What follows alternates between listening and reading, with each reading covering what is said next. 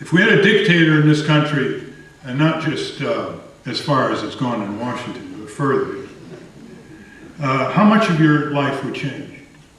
How much of your personal life would change? A lot of your life would change if you were engaged in civic activity, if you were standing up to power, if you were speaking truth to injustice, if you were collaborating with your fellow citizens. Your life would change extraordinarily.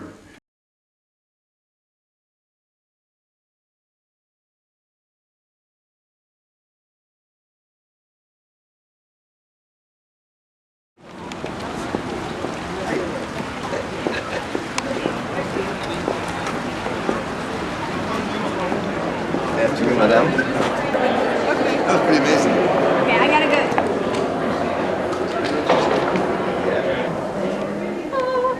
That's all right. I don't know.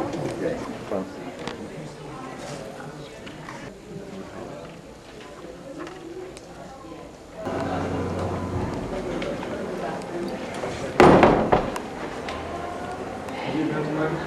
Oh, yeah. Is that bad? Not my fellow Ralph. I've only met Ralph by phone, like a dozen times, but we've never met. He also has a sense of humor, which is why I'm really interested to see how he's going to interact with John Waters. That could be very funny. One was that would be the last one, because I think he'll be the kind of most engaging of the three. I mean, that's my thing. Right there. This is Ralph Nader. A few times a day, it turns out that he really has a sense of humor. He's very funny, very dry, very. And I think that. Now let's apply that to practice. You and I and all the people in this country own the public airwaves. That's not metaphor. The radio and TV stations are the tenants. We are the landlords. Our real estate agent is the Federal Communications Commission. And since the 1927 Radio Act, it's been giving away our property free. The licenses of radio and TV stations. Yeah, I put YouTube stuff is promotional stuff. I did a whole speech I did for my both albums I did on YouTube. But I always say no to things where people pay me to come do things and talk and everything, because then no one's going to do that if it's on YouTube. 24 hours a day. And that is my concern. This was not their idea, it was mine. Yeah. You know, if you would ask me up front for YouTube, I would have You're said not no. told. But vaguely, what I said, I didn't mention that. It said they could explain. I thought, you know, the panel, they could put on whatever you want. My speaking thing is, if they all both say yes, okay. Okay. But I don't know if we're going to make something. No, it's just, I give up the rights to that, you know, and that's like material that suddenly I'll never be able to use again, because it'll be out there, and it'll be part of it. You know, it's okay, if they say it's okay. Right. All right? Hey,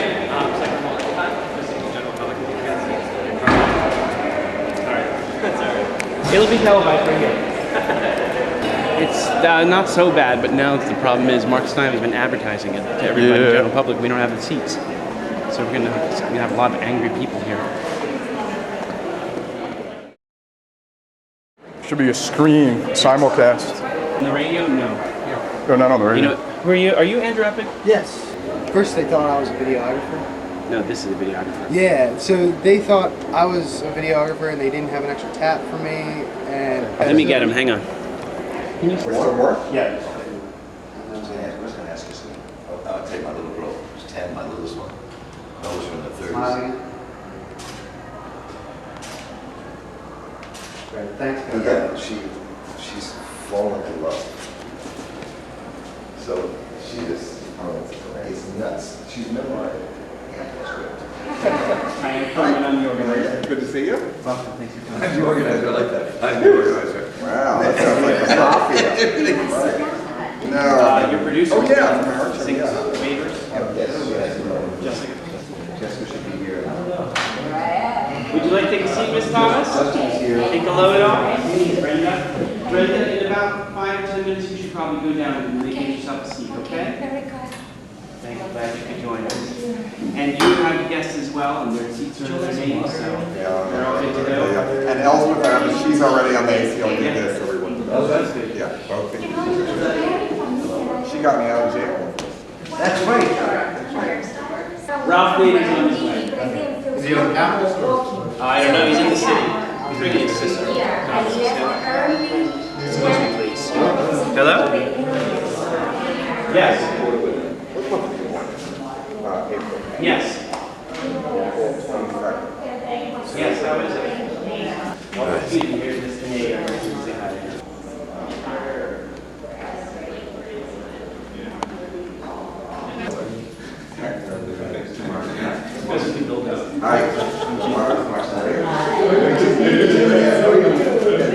I'm the organizing firm. Welcome. Hi. Hi. Susan Garrett from the ACLU. You, Matt? Hello, how are you? My sister Claire.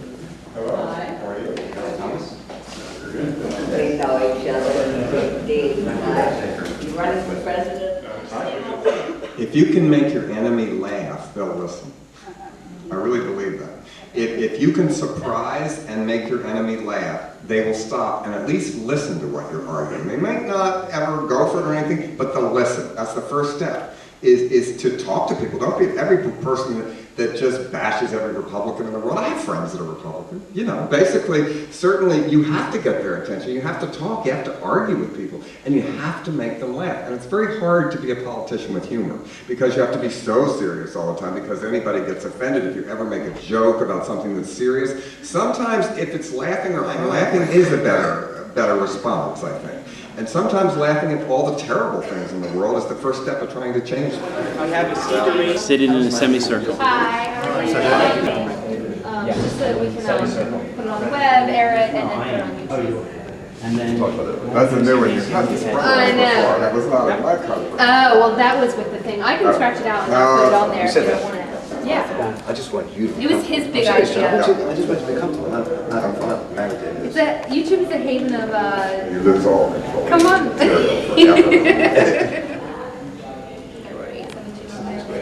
You did. Oh, hey, how you doing? Are these the waivers? Yes, they are. And You and I go to the podium, and then I will say something, and then you say something, and then we'll go. Yeah. Beautiful. You can help me down the line. Are we all good? Good. 5 minutes, we think we're done. Are we ready? Let's do it. Okay. Mr. Nader?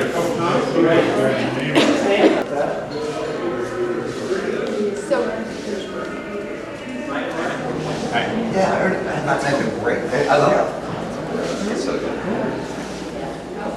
I'm sure he's like, you live in DC?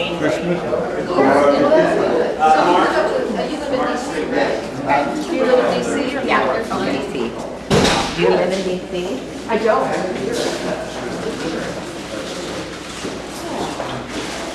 So this should be interesting. We've got tons of people lined up. I hope they all get in. You know where you're going? Yep. Good for you. Here we go. A.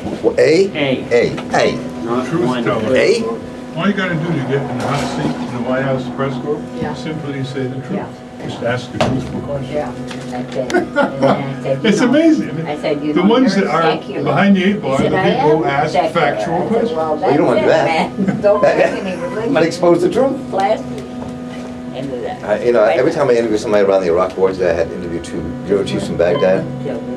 I leave the show just depressed. Government across the board. Yeah. And just, Because they know what it's like. oh, it's just gotten to me. You know, I think I'm angrier about this war than I was about Vietnam. Wow. And I was drafted in '67. I knew friends who died in Vietnam. I Yeah, had probably anti-war. yeah. I'm angry about this war. Why? Why? Because it's what he's done to the world. It's what he's done to us. The whole world. You know? It's not necessary.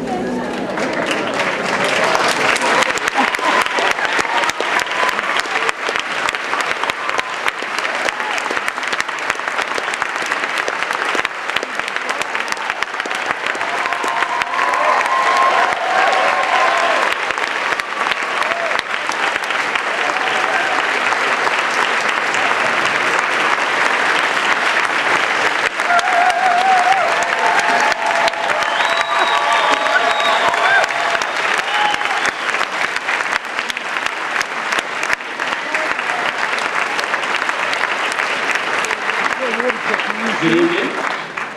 Welcome to Constitution Day 2007 at the Maryland Institute College of Art.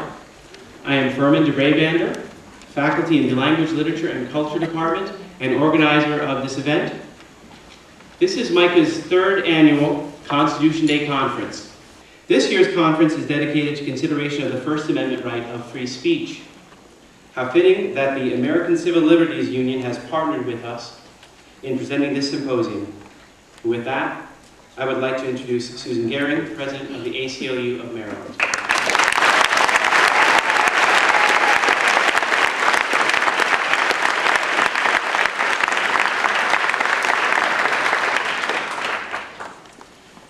In the heat of World War II, when most folks thought it was unpatriotic not to honor and not to dissent against what the leadership in this country was doing, the Supreme Court lauded the First Amendment with some of its most eloquent language ever.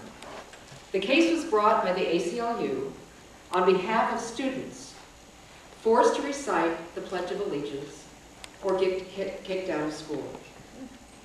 Miraculously, for those times, the Supreme Court stood for students when it said, "Freedom to differ is not limited to things that do not matter." That would be a mere shadow of freedom. The test of its substance is the right to differ as to things that touch the heart of the existing order.